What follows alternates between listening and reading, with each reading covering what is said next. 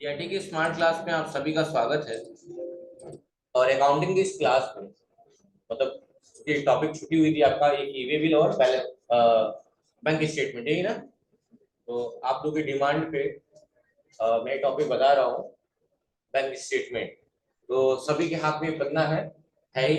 Open कर लीजिए और आप देख सकते हैं जहाँ लोगो लगा हुआ है एसबीआई का, वहाँ देख सकते हैं पूरा अकाउंट होल्डर का नाम होगा, उसके बारे में पूरा डिटेल दिया होगा, सारी चीजें दी हुई है। बैंक डिटेल भी दिया हुआ है, बैंक कहाँ का ब्रांच है, उसका आईएफएससी कोड, सारी चीजें मेंशन है ना। ठीक है।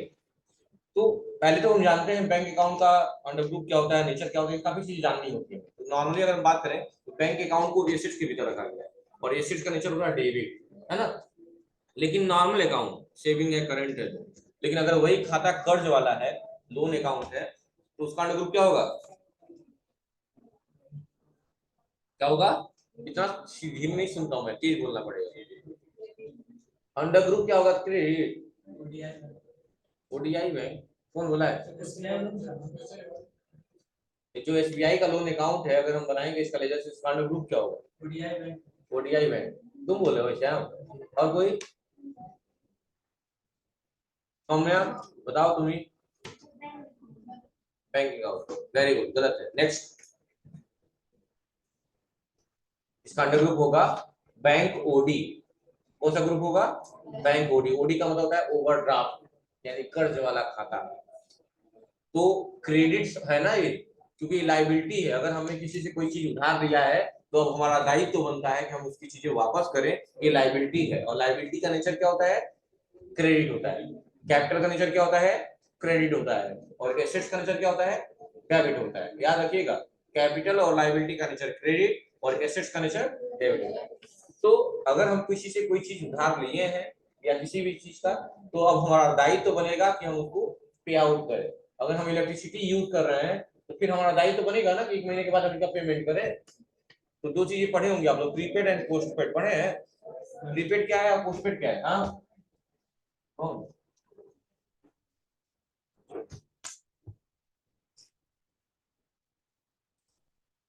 तो आपने नाम सुना होगा प्रीपेड एंड पोस्टपेड का, कोई मुझे अंतर समझाएगा प्रीपेड और पोस्टपेड में क्या डिफरेंस है। जो मंथली रिचार्ज करा, जो पोस्टपेड होता है सर वो क्वार्टरली करा होता है। तो हमको लगा है तो वैसे कुछ होता होगा। और कोई जितना उसका यूज करें उतना बिल पे करें। समझाने का तरीका ये होना चाहिए, क्वार्टर कहाँ से आएगा, बोल के हो। सुन लीजिए मेरी बात। प्रीपेड कहता है कि पहले भुगतान करिए तब लाभ उठाइए। पोस्टपेड कहता है पहले लाभ उठा लीजिए फिर भुगतान करिए। तो पहले अगर आप किसी चीज का लाभ उठा रहे हैं तो अब आपका दायित्व तो बन रहा है कि आप उसका भुगतान करें। तो पोस्टपेड क्या है, लाइबिलिटी। क्योंकि पहले आप लाभ उठा रहे हैं फिर भुगतान करेंगे। जैसे इलेक्ट्रिसिटी क्या है, प्रीपेड है पोस्टपेड है, पोस्टपेड है, पहले लाभ उठाते हैं फिर पेमेंट करते हैं, तो ये लाइबिलिटी है। लेकिन मोबाइल का रिचार्ज हम करा रहे हैं नॉर्मली, जो हम लोग यूज कर रहे हैं फिलहाल, क्योंकि सिम में भी पोस्टपेड सिम आता है। लेकिन नॉर्मली जो हम यूज कर रहे हैं प्रीपेड है। इसमें क्या है, हम रिचार्ज कराते हैं 28 दिन तक यूज करें ना हो, खत्म हो जाए। ये क्या है, प्रीपेड है। प्रीपेड को एसेट्स के भीतर रखा गया है और पोस्टपेड को लाइबिलिटी के भीतर रखा गया है, ठीक है। तो बैंक हर किसी को लोन नहीं देती है, जिनका टर्नओवर बहुत अच्छा होता है उनको आराम से लोन देने के लिए तैयार होती है। क्योंकि प्राइवेट बैंक तो रिस्क लेते हैं, सरकारी बैंक कोई रिस्क नहीं लेते हैं, है ना। और क्योंकि प्राइवेट बैंक को लगता है नाम बनते हैं रिस्क लेने से, लेते हैं। सरकारी में अगर क्रेडिट कार्ड बनवाना चाहिए तो देखिए इतना नोटंकी होती है, सैलरी रिसीट लगाइए, पता नहीं क्या क्या लगाइए, सिविल स्कोर चेक कराइए, पता नहीं खाता में अपना चौवन पैसा और चाहिए क्रेडिट कार्ड, तो कहाँ से देगा वो। लेकिन यही आपका टर्नओवर अगर अच्छा है तो कोई भी बैंक इजीली आपको क्रेडिट पे या लोन अकाउंट ओपन करने का मौका दे देता है। टर्नओवर क्या होता है बच्चों, पहले पढ़ चुके हैं, बताइए टर्नओवर क्या है। पायल जी बताइए टर्नओवर क्या होता है। अगर नहीं आ रहा हो तो क्वेश्चन बगल में पास कर दीजिए, पास करेंगे, पास कर दीजिए। अरबाज बताओ, टर्नओवर कहेंगे कितने का हम सेल कर रहे हैं, वही हमारा क्या कहलाता है, टर्नओवर। याद रख लीजिए, लिख लीजिए, जितने का हम सेल करते हैं वही हमारा टर्नओवर कहलाता है। लिख लीजिए भाई, टैली वैली सब पढ़ चुके हैं, टर्नओवर है नहीं पता, क्या पढ़ाई हो रही है, टोपी पहना रहे हैं क्या आप लोग।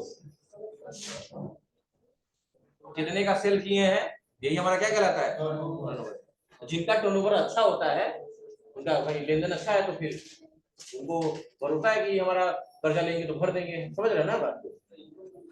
हाँ नहीं तो वही ना, इनकम वही ना आता है, परचेज करने से इनकम होता है, समझ गया ना? हाँ हाँ, सेल्स को इसीलिए सेल्स को इनकम माना गया है, परचेज को एक्सपेंस माना गया है, समझा की बात ना? तो सबसे पहले तो हमको एक कंपनी बनानी है लक्ष्मी बिल्डर के नाम, जिसके नाम से है लक्ष्मी बिल्डर के नाम से, ठीक है? और एक खाता बनाएंगे बैंक का, जो कर्ज वाला खाता होगा। और देखो जिस महीने का है, नवंबर महीने का है, उस महीने में बैंक का बैलेंस था -9,56,000, और यही डाल के काम करना है। सबसे पहले कंपनी बना लेंगे। कंपनी बनाने के लिए जानते हैं आपको कहाँ जाना होगा? पहले ओपन करिए, सब सामने देखिए। किसी को ऐसे तो हम पेमेंट करेंगे नहीं, कुछ खरीदेंगे तो पेमेंट करेंगे। नियम तो यही कहता है कि पहले सेल करिए तब पेमेंट करिए, या परचेज करिए तब पेमेंट करिए, और सेल करिए तब रिसीव करिए। लेकिन नहीं, वो सब नहीं होगा, बात की बात होगी। फिलहाल हम बैंक स्टेटमेंट का ज्यादा फोकस करेंगे। डिस्कशन मोड क्रिएट में आ गए, नहीं उस पर नहीं करेंगे, अलग से किया। और यहाँ बना दिए D drive column /3.2 bank statement, ठीक है? सॉरी 3.2 बना, कोई बात नहीं, 3.3 था, मुझे याद नहीं, बन गया। नाम में क्या रखना है? शेक्सपियर ने कहा है ना। तो कंपनी का नाम क्या रखना है? लक्ष्मी बिल्डर्स, और एड्रेस में डालिएगा रामकोला, कसिया रोड। अच्छा ठीक है भाई, रामकोला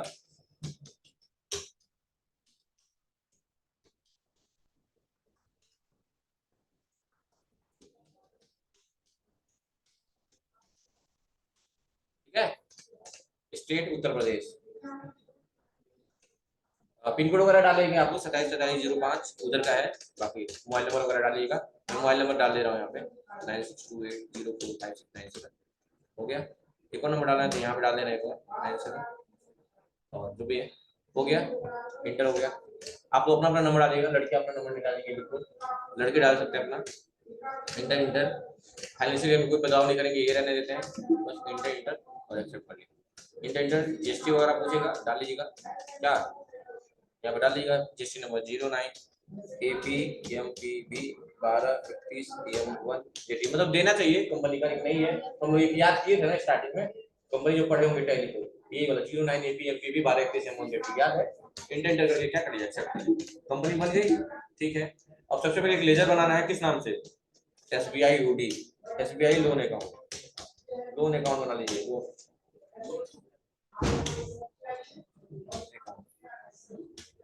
अंडर क्या होगा? बैंक ओडी, ओडी ओडी है। ओडी लिमिट पूछ रहा है कितने की है? 10 लाख की है। देखिए टाइम पावर लिखा हुआ है 3 4 5 6, ठीक है? 10 लाख तक लोन ले सकते हैं। अकाउंट नंबर जो दिया हुआ है डाल लीजिएगा, मैं लास्ट का डाल दे रहा हूँ 316651424006, ठीक है? IFC कोड दिया हुआ है SBIN 0012 और शिफ्ट कोड है नहीं, ब्रांच रामकोला ले लेंगे, रामकोला, और इंटर करके क्या करेंगे, ऐसा करेंगे। ओपनिंग बैलेंस डालना है। ओपनिंग बैलेंस क्या दिया हुआ है? माइनस मत लगाइएगा, माइनस अपने आप आ जाता है, ठीक है? क्योंकि लोन अकाउंट है, वैसे हो जाएगा 956,551.17, ये है ना? बस इंटर करके एक्सेप्ट कर लीजिए, हो गया, कहानी खत्म। अब क्वेश्चन करना है। देखिए पहला क्वेश्चन दिया बल्क पोस्टिंग, और याद रखिएगा जब यहाँ क्रेडिट साइड में बैलेंस लिखेगा उस वक्त आपने बैंक को डेबिट करना है, जब डेबिट साइड में बैलेंस लिखेगा उस वक्त अपने बैंक को क्रेडिट करना है, उल्टा काम किया जाता है, ठीक है? देख लीजिए आपको तो लिखा हुआ है 1005 रुपया आपके बैंक में क्रेडिट हुआ है, यानी आया है, तो बैंक पाने वाला हो गया, बैंक को डेबिट कर देंगे और कैश को क्रेडिट कर देंगे, ठीक है? तो या देने वाला कौन है नहीं पता है तो सस्पेंस अकाउंट बनाएंगे। क्या बनाएंगे? Suspense account. उसका अंडर ग्रुप क्या होगा? सस्पेंस अकाउंट ही होता है। जब कौन किसको आप पैसा दे रहे हैं या किससे पैसा पा रहे हैं पता ही नहीं है, तो कौन सा लेजर बनाते हैं? सस्पेंस अकाउंट का, और उसका अंडर ग्रुप भी क्या डाल देते हैं? सस्पेंस अकाउंट ही डाल देते हैं, ठीक है? तो सबसे पहले कहाँ आएंगे? वाउचर में। इस क्वेश्चन को बैंक और कैश का ट्रांजेक्शन है, तो इस क्वेश्चन को कहाँ करेंगे? कंट्रा वाउचर में, क्योंकि कंट्रा वाउचर में bank to cash, cash to bank, या ऐसा पैसा जो खर्चा ना हो रहा हो, सिर्फ ट्रांसफर हो रहा हो एक खाते से दूसरे खाते में, ये इस्तेमाल करेंगे, ठीक है? तो हम बनाएंगे यहाँ पे, क्या बनाएंगे यहाँ पे, F4 से कंट्रा वाउचर और मोड चेंज कर लेंगे, डबल एंट्री मोड में आ जाएंगे। टू और बाई आ रहा है यहाँ पे, टू और बाई सही करने के लिए क्या दबाते हैं, F12 और यूज क्रेडिट डेबिट को यस कर देते हैं कि आपको क्रेडिट डेबिट चाहिए, टू और बाई नहीं चाहिए। क्रेडिट कौन होगा, कैश कितना 1005 रुपया, और डेबिट कौन होगा, हमारा बैंक पाने वाला है ना, डेबिट कर दीजिए SBI। जैसे इंटर करेंगे यहाँ बैंक का बैलेंस दिखाने लगेगा 955,546.17, देखिए वहाँ आया है 955, उसके बगल में लिखा हुआ 1005 के बगल में लिखा हुआ 955,546.17, सही है, मैच कर गया, यही मैच कराना है आपको। और इंटर करके क्या कर लेंगे, नोटों की संख्या पूछेगा तो क्या कर दिया जाए, 500 का 2 नोट, 1000 हो जाएगा, और 5 का 1 नोट। बैंक में नोट की संख्या पूछी जाती है ना, देखो 1005 हो गया, एक क्वेश्चन हो गया। दूसरा क्वेश्चन देखिए, तो पैसा दिया गया चेक के द्वारा, यानी कि बैंक में डेबिट साइड में बैलेंस दिखाया, यानी इस बार बैंक आपका क्रेडिट होगा, यानी आप किसको पेमेंट किए हैं, तो किस में आ जाएंगे, F5 से पेमेंट वाउचर में। किसको पेमेंट किए पता चल रहा है, देखो तो क्या बना लेंगे, सस्पेंस अकाउंट, ऑल्ट सी करके बनाएंगे सस्पेंस अकाउंट, और उसका अंडर ग्रुप क्या होगा बच्चों, सस्पेंस अकाउंट ही हो जाएगा, बस इंटर। कितना दे रहे हैं, 11,981 रुपए, इंटर। और किससे दे रहे हैं, SBI से, अपने खाते से ना, अपने कर्ज वाले खाते से दे रहे हैं। देखो बैलेंस आ गया 967,527.17, मैच कर गया, बस इंटर करके एक्सेप्ट करिए। समझ में आ रहा कैसे करना है क्वेश्चन ना, जब बैलेंस डेबिट साइड में दिया हुआ होगा तो अपने बैंक को क्रेडिट करेंगे, जब बैलेंस क्रेडिट साइड दिया हुआ तो अपन बैंक को डेबिट करेंगे, ये दिमाग में रख लीजिए। अगला क्वेश्चन देखिए कि 46,000 जमा हुआ है, ये बताओ आपका बैलेंस था जो भी है 46,000 जमा हुआ है, तो यहाँ पे भी कैश डिपॉजिट हुआ है ना, जब भी कैश डिपॉजिट होता है किसमें ट्रांजेक्शन किया जाता है, कंट्रा वाउचर में। F4 से कहाँ जाएंगे, कंट्रा वाउचर में। क्या डिपॉजिट हुआ है, कैश, कैश आया है ना, कैश आया है तो कैश क्या होगा, डेबिट और क्रेडिट होगा, कैश क्रेडिट होगा, बैंक पाने वाला है डेबिट हो जाएगा। चलो कितना है 46,000, कंट्रा नहीं है, पेमेंट ना, F5 से पेमेंट, डेबिट हो जाएगा आपका कंट्रा वाउचर में, सॉरी पेमेंट नहीं, F4 से कंट्रा वाउचर, क्रेडिट हो जाएगा कैश कितना 46,000 रुपए, और डेबिट हो जाएगा कौन, SBI लोन अकाउंट। बैलेंस देखो तो मैच करा लो तो 46,000 ना 23 नोट कर दे, 2000 का 23 नोट 46,000 हो जाएगा। अरे कोई बात नहीं है यार, इस टाइम प्रैक्टिकल कर रहे हैं कि वो नोट पे बंदी कर रहा है। कितना बैलेंस आ गया 921,527.17, मैच कराइए 921,527, ये बैलेंस हर बार मैच करना चाहिए, नहीं मैच करेगा तो दिक्कत होगी, ठीक है। इंटर अगला क्वेश्चन बताओ, सुनिए कहाँ होगा, यहाँ पे भी कैश डिपॉजिट हो रहा है, कहाँ होगा, पेंसिल से लिखते जाइए, कहाँ कहाँ होगा, मोबाइल पे भी लिख लीजिए, कोई बात नहीं है, लिख लीजिए, कंट्रा में, पेमेंट में, सब कंट्रा में ही होगा। कौन डेबिट होगा कौन क्रेडिट होगा, कैश क्रेडिट होगा कितने से 60,000 रुपए, और डेबिट कौन होगा, SBI लोन अकाउंट। बैलेंस आ गया इसका 60,000 है ना, 30 नोट, बैंक बैलेंस आ गया 861,527.17, सही है। हाँ चलिए नेक्स्ट करिए, अगला देखिए, पन्ना पलट लीजिए, एक क्वेश्चन थोड़ा ध्यान से देखिएगा, यहाँ पे पैसा ट्रांसफर किया गया है अल्ट्राटेक सीमेंट को, यानी किस पार्टी को ट्रांसफर किया गया है, अल्ट्राटेक को, यानी किसी को पैसा ट्रांसफर किया मतलब पेमेंट किए हैं, पेमेंट किया अल्ट्राटेक को। लेकिन एक बात ध्यान रखिएगा, जब भी बैलेंस बड़ा होता है और लास्ट में 1 रुपया 2 रुपया 3 रुपया 50 पैसा ऐसा लग रहा है तो समझिएगा वो बैंक चार्ज है। तो इसकी एंट्री कैसे करेंगे ध्यान से देखिएगा, सबसे पहले पेमेंट में आ जाइएगा, डेबिट करिएगा अल्ट्राटेक, ऑल्ट सी करके बनाइएगा अल्ट्राटेक, अंडर ग्रुप क्या हो जाएगा, सन्ड्री क्रेडिटर, सप्लायर हो जाएगा ना आपका, एक्सेप्ट कर लिए, कितना रुपया 1,30,000 रुपया मात्र, बस। और दूसरा फिर से डेबिट करिएगा, क्या बाकी 2 रुपया 3 रुपया 50 54 पैसा क्या है, तो अल्ट सी करके बनाइएगा कि वो बैंक चार्ज है, क्या है, और बैंक चार्ज लगना इनकम एक एक्सपेंस है बच्चों, एक्सपेंस है ना, एक्सपेंस है ना, तो लिख लीजिए 3 रुपया 54 पैसा एक्सपेंस हो गया, यानी बैंक से पेमेंट कितना पड़ना पड़ेगा 1,30,000 3 रुपया 54 पैसा।